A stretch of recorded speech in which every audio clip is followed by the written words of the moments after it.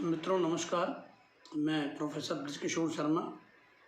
आज मेरे इस वीडियो का टॉपिक है, क्या मुग़ल इतिहास को भारतीय इतिहास से खारिज किया जा सकता है। इस टॉपिक को सुनते ही प्रश्न तो मन में उठता ही है कि इस तरह का प्रश्न क्यों आया। हाल ही जो पिछले महीने ही 3-4 अप्रैल को NCERT की पुस्तकों में कुछ अध्याय हटाए गए। जो अध्याय हटाए गए उनका की जानकारी मुझे भी जनसंचार साधनों के माध्यम से 3 और 4 अप्रैल को कुछ समाचार पत्रों और कुछ सोशल मीडिया के द्वारा पता चला कि उसमें 12th क्लास की जो बुक थर्ड है, उस बुक थर्ड में से बुक सेकंड जो है उसमें से मुग़ल इतिहास, जिसमें मुग़ल साम्राज्य के बारे में पढ़ाया जाता था, उसे हटा दिया गया है। इसको लेकर के स्वाभाविक तौर पर एक कंट्रोवर्सी तो निश्चित रूप से क्रिएट होनी ही थी। उस कंट्रोवर्सी का हमने ख़ास तौर पर ये देखा, सोशल मीडिया पे काफ़ी लोग आए, किंतु वे कोई ना तो इतिहास के विद्वान थे, ना उनकी कोई इतिहास में प्रॉपर ट्रेनिंग थी। बस वो पॉलिटिकल तरीके से कुछ लोग अपने विचार देते रहे और हम लोग उसमें शामिल होते रहे। तो मेरे प्रश्न ये उठा कि मुझे इस वाइटल टॉपिक पर जो महत्वपूर्ण विषय है कि क्या मुग़ल इतिहास पढ़ाया जाना उचित है अथवा अनुचित, इस पर मैं अपनी बात कहूँ। इस वीडियो के इस बात पर खास ध्यान देने की है कि जब हम मुग़ल इतिहास की बात करते हैं तो मुग़ल साम्राज्य 1526 में इब्राहिम लोदी को परास्त करके बाबर ने जो भी दिल्ली की सल्तनत थी उस पर अपना वो काबिज हुए। तो 1526 से लेकर के और एक्चुअली देखा जाए तो 1764 में जो बक्सर का युद्ध होता है, जिसमें मुग़ल सम्राट शाह आलम सेकंड में एक पार्टी है और वो उस युद्ध में हार जाते हैं, उसके बाद वो किस तरह से अंग्रेज़ों के एक पेंशनर के रूप में सामने आते हैं। तो हम ये मान के चलते हैं कि 1764 तक एक तो ये लंबा समय है, और यूँ नाम मात्र का जो मुग़ल शासक रहता है वो 1857 में तक बहादुर शाह जफ़र रहते हैं।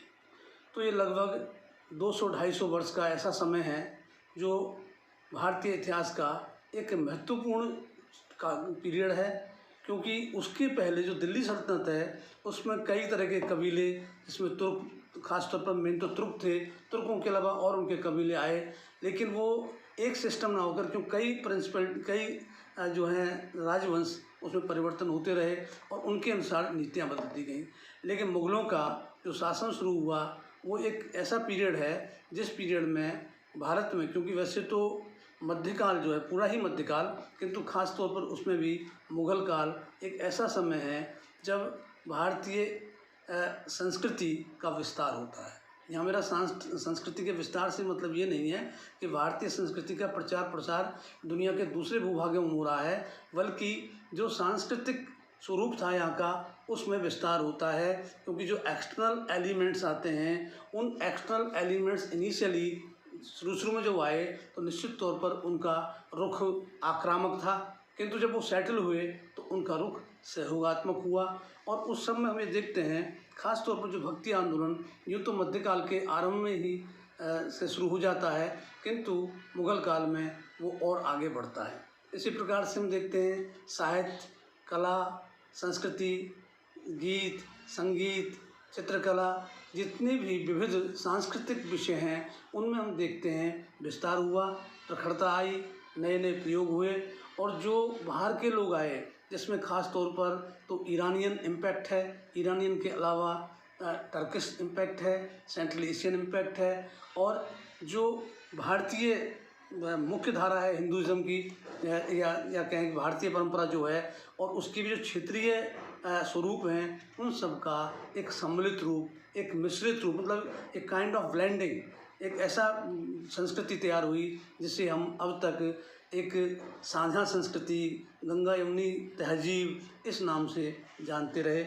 तो इस दृष्टि से हम देखें, पहले मैं यहाँ ये विचार करना, अपनी बात कहना चाहूँगा कि ये परिवर्तन जो हुआ है, जो NCERT के 12th क्लास के, जो 12th क्लास में ऐच्छिक विषय होता है इतिहास, जिन्होंने समाज विज्ञान और कला वर्ग लिया होता है उनके ऐच्छिक विषय में इतिहास है। तो 12th क्लास में जब इस टॉपिक को मुग़ल काल को हटाया गया तो क्या ये उचित है या कैसे हटाया गया, इस सब के बारे में हम थोड़ा जानकारी लें। तो जो 12th क्लास में इंडियन हिस्ट्री है वो 3 उसके पार्ट हैं। पार्ट 1 एंशिएंट हिस्ट्री पे है और पार्ट 2 मिडिवल पे है और पार्ट 3 जो है वो मॉडर्न पर है। तो पार्ट 1 में तो कोई परिवर्तन, कोई टॉपिक ना हटाया गया ना जोड़ा गया है, जबकि पार्ट 2 में ये जो टॉपिक था Kings and chronicles the Mughal court, मतलब मुग़ल दरबार के राजा और राज दरबार, इसको लेकर 16वीं से 17वीं सदी इस टॉपिक को हटा दिया गया। और इसको हटाने के पीछे कोई ख़ास कारण जो है सामने नहीं आया। अब प्रश्न ये उठता है कि यदि इस काल को हम हटाते हैं तो जो विद्यार्थी आगे मॉडर्न हिस्ट्री पढ़ेगा तो उसमें एक गैप आ जाएगा। तो इतिहास में कोई शून्य काल आप घोषित नहीं कर सकते कि भाई जीरो पीरियड है, इसको जीरो पीरियड नहीं कह सकते, बल्कि इसको आपको कंसिडर करना होगा। वो बात अलग है कि नए स्रोतों के प्रकाश में हम कोई नया इंटरप्रिटेशन दें, कोई नई बात कहें, नया कोई हम करें, तब तो बात समझ में आती है। किंतु उसको हटाकर हम देते हैं तो वो एक हिस्टोरिकल गैप, जो कि ऐतिहासिक अंतराल नहीं होता, हिस्ट्री में कंटिन्यूटी होती है और वो शून्यकाल इसमें नहीं होता है। वो एक माइथोलॉजिकल सोच में हो सकता है कि एक साइकिल, एक चक्र चलता है, जिस चक्र के तहत सृष्टि की रचना होती है, सृष्टि आगे बढ़ती है और उसके बाद प्रलय होती है और पुनर्रचना होती है। तो ये तो एक माइथोलॉजिकल नरेटिव्स हैं। बाकी जो ऐतिहासिक है उसमें हमको हिस्टोरिकल गैप जैसी चीज़ दिखाई नहीं देती है। तो ये जो पार्ट 2 है उसमें से प्रमुख तौर पर जो हटाया गया है वो मुग़ल काल है। इसको जब हटाया गया तो इसको हटाने के को लेकर के निश्चित रूप से प्रश्न पैदा होना ही था और ख़ास तौर पर कोई बहुत ज़्यादा विद्वान इस बहस में नहीं पड़े। कुछ लोगों ने इसको अपनी आपत्ति दर्ज की और उनका कहना ये था कि इसको क्यों हटाया गया, इसके पीछे कोई लॉजिक होना चाहिए था। और इसको जब हटाया जा रहा है, परिवर्तन किया जा रहा है, तो जो स्टेक होल्डर्स हैं, whether it is school, teachers, students, parents, तो क्या उनको भी इसके लिए कॉन्फिडेंस में लिया गया क्या? तो इस तरह की जब बातें आईं तो मैंने जो उस समय के समाचार पत्रों से तथ्य इकट्ठे किए, उन तथ्यों में खास चीज़ ये थी कि केवल NCERT के जो डायरेक्टर हैं उन्होंने कुछ स्पष्टीकरण जारी किए थे, लेकिन उन्होंने जो स्पष्टीकरण जारी किए वे अपने आप में विरोधाभासी जैसे दिखाई देते हैं। जैसे उनका कहना था कि कोविड के बाद कंटेंट कम करने की मांग उठी थी सभी जगह से, इसीलिए उसी दिशा में पहली बात तो अब कोविड का जो पहला चरण था, पहला जो दौर था, वो अब निकल चुका है और अब उतनी महामारी की भयावह स्थिति नहीं है। किंतु चलिए, उस समय मांग हुई थी, उसको वजह से हटा दिया गया। लेकिन अब प्रश्न ये उठता है, जब हटाया गया तो उसके पीछे कुछ लॉजिक होना चाहिए। ये नहीं कि हमने आंख बंद करके एक जगह उंगली रख दी और जिस पर रखने में आ गई उसको हमने हटा दिया। उसके पीछे को तर्क होना चाहिए कि भाई ये वाइटल टॉपिक नहीं है, इम्पोर्टेंट नहीं है और इसकी वजह से इस विषय के मूल स्वरूप पर कोई असर नहीं पड़ेगा। उसको इंश्योर करने के बाद ही ये एक्सपर्ट्स को करना चाहिए था। लेकिन उन्होंने कहा कि बच्चों पर बोझ कम हो पढ़ाई का, इसे कम करने के लिए टॉपिक हटाया गया है। एक स्पष्टीकरण उन्होंने ये भी दिया कि यदि एक टॉपिक को पहली कक्षाओं में पढ़ाया जा चुका है तो आगे की कक्षाओं से पढ़ाने का कोई तुक नहीं है। ये जवाब भी कोई बहुत तार्किक नहीं लगता, क्योंकि उन्होंने तर्क भी दिया है कि 7th क्लास में मुग़लों के ऊपर पढ़ाया जा चुका है तो 12th क्लास में पढ़ाने की क्या आवश्यकता है। पहली बात तो है, जब 7th क्लास में पढ़ाया गया था तब वो ऐच्छिक विषय नहीं था बल्कि अनिवार्य विषय था, तो उसका एक अलग स्वरूप रहा होगा, उसका विस्तार भी कम रहा होगा।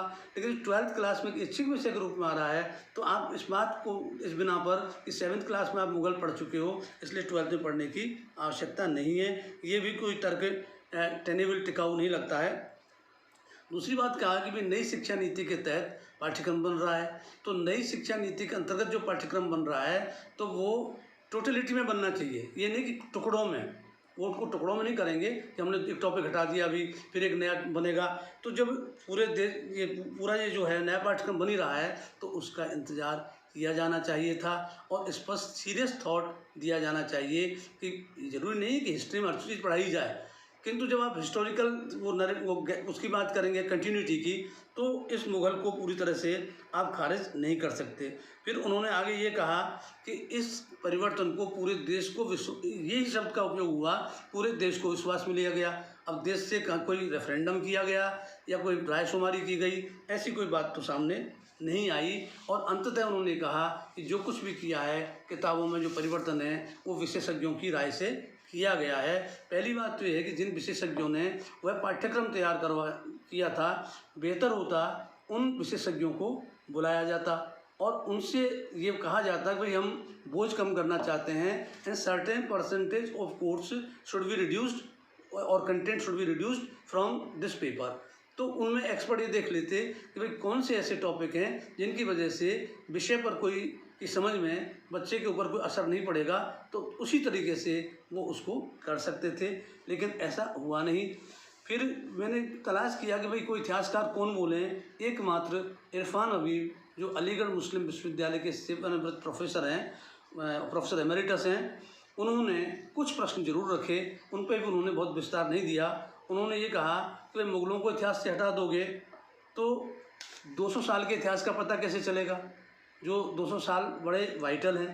दूसरा उन्होंने कहा जब 200 वर्ष का इतिहास खारिज कर सकते हैं को कैसे खारिज कर सकते हैं, उसको खारिज करने का क्या तरीका हो सकता है। दूसरा उन्होंने उठाया कि जब मुग़लों का इतिहास ही नहीं है तो ताजमहल कहाँ रह जाएगा।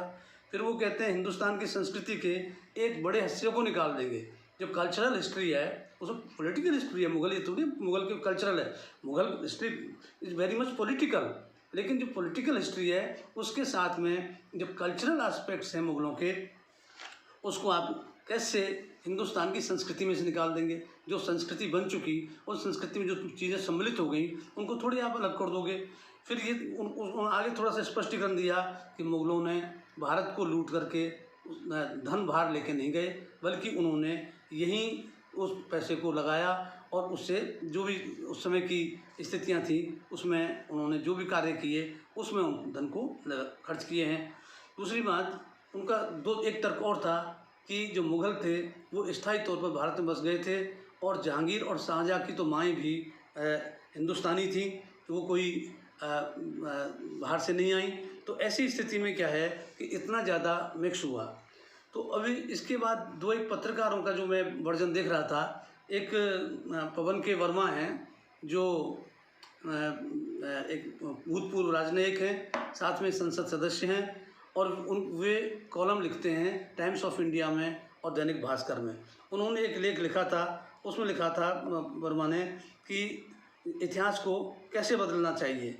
तो इतिहास को बदलने में जो पूरा लेख पढ़ने के बाद सिर्फ 2 बातें उनकी समझ में आई मुझे। पहली बात उन्होंने ये कही, सरकार को इतिहास का निर्णयकर्ता नहीं होना चाहिए। एक तो लाइन उनकी है कि सरकार इतिहास का निर्णय नहीं करे, क्योंकि सरकार एक विचारधारा से प्रभावित होती है, किसी भी की सरकार हो, और वो अपने हिसाब से इतिहास को टिल्ट करेंगे। इसलिए सरकार को तो दखल देना नहीं चाहिए, जो कि एक आइडियल सिचुएशन है, एक जो है आदर्श स्थिति है, किंतु वह हो नहीं पाता है, किसी भी सरकार में नहीं हो पाता है। दूसरा उन्होंने जो अपना सुझाव दिया कि इतिहासकारों का एक स्वतंत्र पैनल गठित किया जाना चाहिए, जिसमें हर विचारधारा के विद्वान सम्मिलित हों और वो जो है विचार विमर्श के बाद निर्णय करें।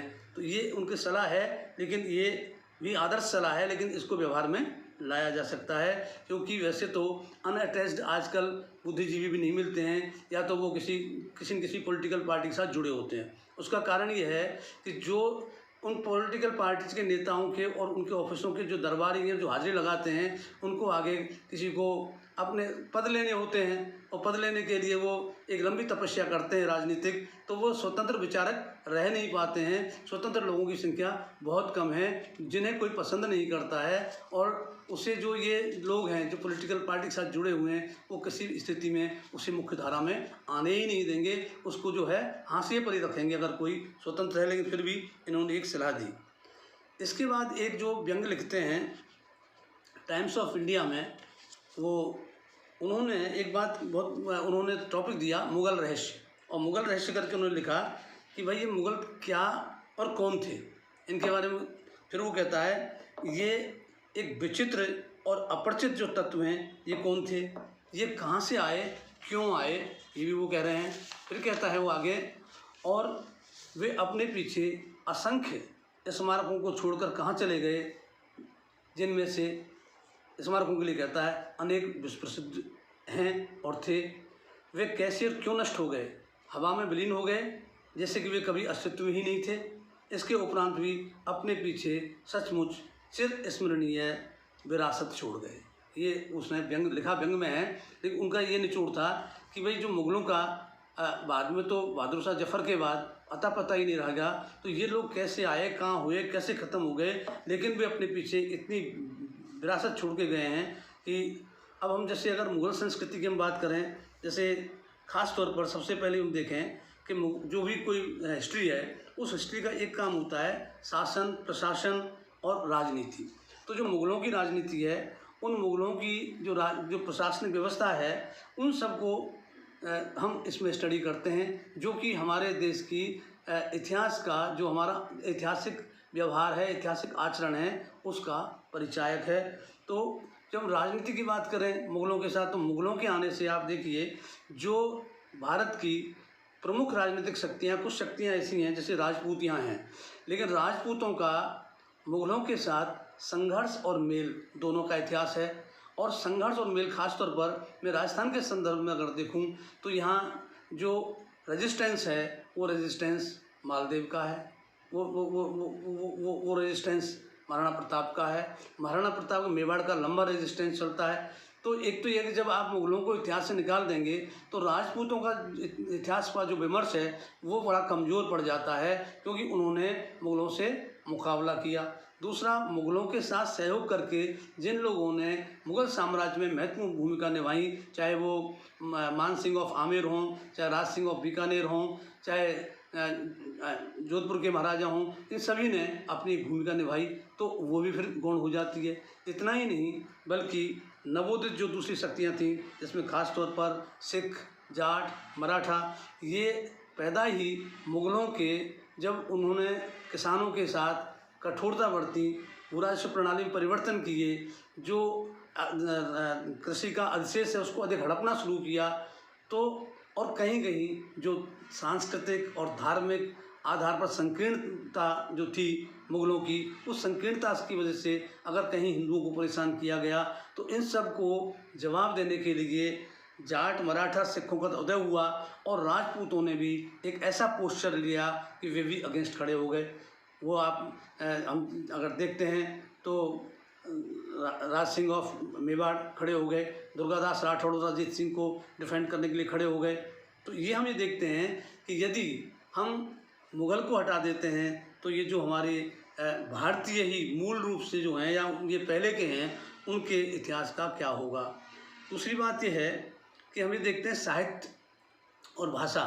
इस ज़माने में स्वयं बाबर को हम देखें, उसने बाबरनामा लिखा और बाबरनामा को एक उच्च श्रेणी की ऐतिहासिक कृति का दर्जा प्राप्त है, और उसके जो डिस्क्रिप्शंस हैं वे किसी भी एक ऐसा लगता है कि बहुत परिपक्व आदमी है, लिटरेरी मैन है, जबकि वो एक तरफ तलवार चला रहा है, गोला बारूद का उपयोग कर रहा है, दूसरी तरफ वो बाबरनामा भी लिख रहा है।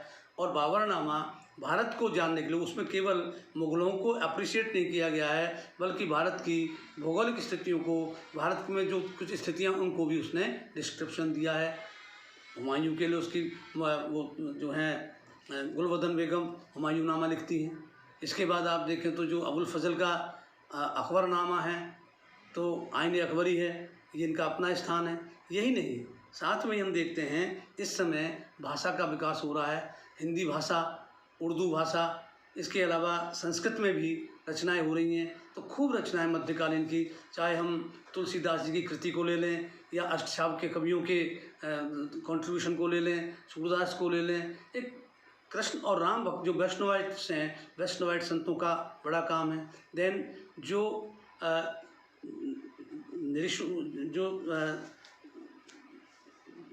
भक्ति संत हैं, वो जो भक्ति संत, उनका अपना योगदान है। आप भी देखें कि वही मुग़लों के यहाँ बैठ कर के रहीम दोहे लिख रहे हैं। और रहीम अपनी कविता में प्रतिमान कहाँ से चुनते हैं? पुराणों से चुनते हैं। क्षमा बड़न को चाहिए छोटिन को उत्पात का रहीम हरे को घट्यो जो रघुमारी लात। तो आप ये देखो कि जो मुसलमान हैं वो भी भारतीय पौराणिक कथाओं से अपने और कविताएं लिख रहे हैं और अपने प्रतिमान चुन रहे हैं।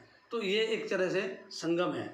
इसी तरह से हम देखें कि इस समय ये जो चित्रकला है, पक्षीकारी है, और एक नए रूप में हमारे सामने आती है। ऐसा नहीं है कि भारत को कलाओं के क्षेत्र में मुगलों के आने से पहले कोई विपन्न था, कोई गरीब था। यहाँ एक से एक समृद्ध रहे हैं। यहाँ जो rock cut painting, rock cut temples हैं, एक बहुत बड़ी कला है। यहाँ तो बहुत काम हुआ है, लेकिन ये जो एक कला है ये अलग ही तरह की है। जैसे हम यहाँ के स्थापत्य के बारे में देखें, मुगलों के काल में काफ़ी जो है मुग़ल मॉन्यूमेंट्स जो हैं वो वर्ल्ड हेरिटेज की विश्व विरासत की सूची में सम्मिलित हैं। आप ये देखें फतेहपुर सीकरी, पूरा बुलंद दरवाज़ा था ये, पूरा ही फतेहपुर सीकरी, आगरा का किला, देन ताजमहल, इत्मादुद्दौला का मकबरा, देन सिकंदराबाद। देन हम दिल्ली में आते हैं तो लाल किला, हुमायूं का मकबरा, ऐसी अनगिनत बिल्डिंग हैं। दक्षिण में जाएँ तो वो जो है चांद बीबी का मकबरा। तो इस तरह के जो रचनाएं हुई हैं, जो संरचनाएं हैं, तो उन संरचनाओं को आप किस तरीके से इग्नोर करेंगे और किस तरह से उनको आप विलुप्त करेंगे, और उनको आप मुग़लों के इतिहास पे पढ़ाए बिना पढ़ा नहीं सकते। उसी तरह से हम देखें कि धर्म के मामले में भी, धर्म ठीक है, यहाँ पे जो जितने भी पंथ हैं वे अपनी जगह पे हैं। सगुण भक्ति, निर्गुण भक्ति, इस समय दोनों जो हैं ये अपने वर्चस्व पे हैं। यदि हम मुग़ल काल को देखें, मथुरा वृंदावन के मंदिरों का निर्माण हुआ। राजस्थान में श्रीनाथ जी भी स्थापित हुए, गोविंद देव जी भी स्थापित हुए, कांकरौली में भी के मंदिर बने, और वैष्णविज्म का राजस्थान में खूब प्रचार प्रसार हुआ।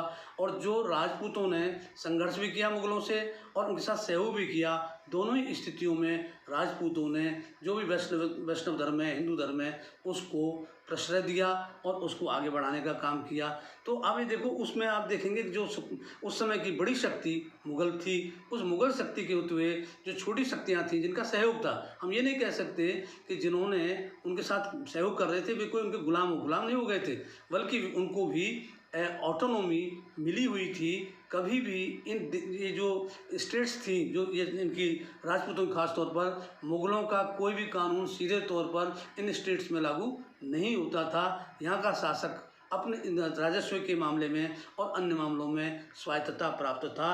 तो वो स्वायत्तता जो मिली वो सबसे बड़ी महत्वपूर्ण है। दूसरा क्या हुआ है कि इस मुग़ल काल में, चाहे वो संगीत का मामला हो, संगीत में तानसेन भी है, बैजू बावरा भी है, अनेक नए रागों की रचना हो रही है, दरबारों में जो है गायन, नृत्य सब कुछ चल रहा है। और मुग़ल इसके अकबर के काल में जो सांस्कृतिक वो जीवन है वो अपनी उच्चता की पराकाष्ठा पर पहुंचने लगता है, और वो परंपरा आगे तक चलती है। लेकिन औरंगजेब के आने के बाद वो परंपरा ब्रेक होने लगती है, और जो गुणीजन, जो संगीतज्ञ, जो कलाकार मुग़ल दरबार में थे वो धीरे धीरे वहाँ से निकलने लगते हैं। उसका दूसरा लाभ ये भी हुआ कि वहाँ से निकल करके वो आए तो उनको जो देसी यहाँ के स्थानीय जो राज्य थे उनमें उनको प्रश्रय मिल गया। राजस्थान को तो बहुत लाभ हुआ। अलवर के बारे में बात ही करते हैं कि अलवर में दिल्ली के दरबार से और आगरा के दरबार से काफ़ी लोग पहुँचे, और अलवर स्टेट भी एक समय संस्कृति के अपने उच्चता के शिखर पर पहुँचा। तो ऐसी स्थिति में आप देखें कि उसको देखेंगे कि किस तरह का सिस्टम है, तो उसको अगर हम देखेंगे नहीं तो कैसे काम चलेगा। फिर मुग़लों का जो प्रशासनिक व्यवस्था थी, चाहे उनका केंद्रीय शासन हो, चाहे उनका प्रांतीय शासन हो, सैनिक शासन हो, गृह व्यवस्था हो, तो ये पूरा प्रशासनिक व्यवस्था, फिर उनकी कृषि, व्यापार, वाणिज्य। और इस दौरान सबसे बड़ी बात यह है कि हम ये देखते हैं कि शहरीकरण की प्रक्रिया और तेज़ हो गई, अर्बनाइजेशन काफ़ी हुआ। मुग़लों ने भी नए शहर बसाए। ये जो है इलाहाबाद जैसे पहले से वहाँ पे प्रयागराज था, लेकिन प्रयागराज से अलग करके इलाहाबाद बसा रहे हैं, जौनपुर बस रहा है। और एक मैंने उस समय मुग़ल काल में लिखी हुई पुस्तक को बड़े विस्तार से पढ़ा। ये अर्धकथानक एक बड़ा महत्वपूर्ण वो है, ग्रंथ है। उस अर्धकथानक में उस समय के सारी व्यवस्था को बताया गया है कि मार्केट व्यवस्था क्या है, बाज़ार व्यवस्था क्या है, टैक्स स्ट्रक्चर क्या है, स्टेट क्या है। तो उसमें जो है वो जो ये कृति है अर्धकथानक, उस अर्धकथानक से पता चलता है कि मुग़ल काल में किस तरह से ट्रेड एंड कॉमर्स की ग्रोथ हो रही है और अर्बनाइजेशन के साथ साथ वो आगे बढ़ रहा है। और इसका आप ये देखें कि राजस्थान को हम लेते हैं तो मुग़ल काल में राजस्थान में जो संरचनाएं हुई, जो फोर्ट्स, पैलेसेस, पेंटिंग्स का काम, ये सब हुआ है, इसका मध्यकाल में सबसे अधिक हुआ। क्योंकि मुग़लों के साथ अलायंस करने के बाद जो राजस्थान के राज्य शासक थे उनमें जो आपसी संघर्ष रहता था वो संघर्ष थम गया। और जब संघर्ष थम गया तो शांति कायम रही, और शांति का लाभ हम देखते हैं इन सभी राज्यों ने अपने संरचनाओं को बढ़ाने में, अपने महलों को, शहरों को, चार दीवारियों को, सबको बनाने में उसका उपयोग किया। और सबसे बड़ा अनूठा काल है वो है जब सवाई जय सिंह ने ये जयपुर शहर 1727 में जयपुर शहर बनाया, जो आज तक दुनिया का एक अनूठा शहर बना हुआ है। और इसमें भी आप ये देखें कि उन्होंने, जय सिंह ने जो वेधशालाओं का निर्माण करवाया, उन वेधशालाओं का निर्माण उन क्षेत्रों में भी करवाया। दिल्ली का जंतर मंतर प्रसिद्ध है, आजकल तो बहुत प्रसिद्ध हो रहा है। तो ये जो है मुग़लों के सहयोग में रह कर के जो उन्होंने अब जिस तरह से प्रगति की और विज्ञान आदि के क्षेत्र में की, तो वो है। अब मैं जो खास बात करना चाहता हूँ, क्योंकि मैं इकोनॉमिक हिस्ट्री का विद्यार्थी रहा हूँ, और इकोनॉमिक हिस्ट्री में जब आप मुग़ल काल के ऊपर पढ़ेंगे, क्योंकि हुआ ये है कि आज़ादी के बाद हमने ये माना कि भाई इस देश को आर्थिक रूप से अंग्रेज़ों ने एकदम निर्धन कर दिया है, ये विपन्न हो गया है। तो आज़ादी के बाद सबसे बड़ी जो चुनौती थी वो थी आर्थिक विकास की। और जब आर्थिक विकास के लिए एजेंडा तैयार होने लगा तो आर्थिक इतिहास का महत्व भी बढ़ा। यूँ तो आर्थिक इतिहास अंग्रेज़ों के ज़माने में भी लिखा जा रहा था, उस ज़माने में भी ये रोमेश चंद्र दत्त ने इकोनॉमिक हिस्ट्री ऑफ इंडिया 2 भागों में लिखी।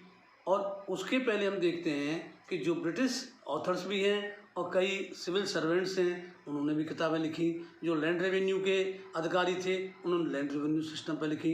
तो मैं यहाँ एक बात करना चाहूँगा, एक अंग्रेज़ लेखक हुए हैं मोरलैंड की 3 किताबें हैं। एक किताब है उनकी agrarian system of Muslim India, एक है India from Akbar to Aurangzeb, और तीसरी किताब है India at the death of Akbar. ये तीनों ही किताबें आर्थिक इतिहास की किताबें हैं। यूँ बाद में agrarian system of Mughal India करके इरफान हबीब ने भी पुस्तक लिखी, जो एक मोन्यूमेंटल वर्क है। 1963-64 में वो सामने आई, जो आज तक एक महत्वपूर्ण पुस्तक बनी हुई है।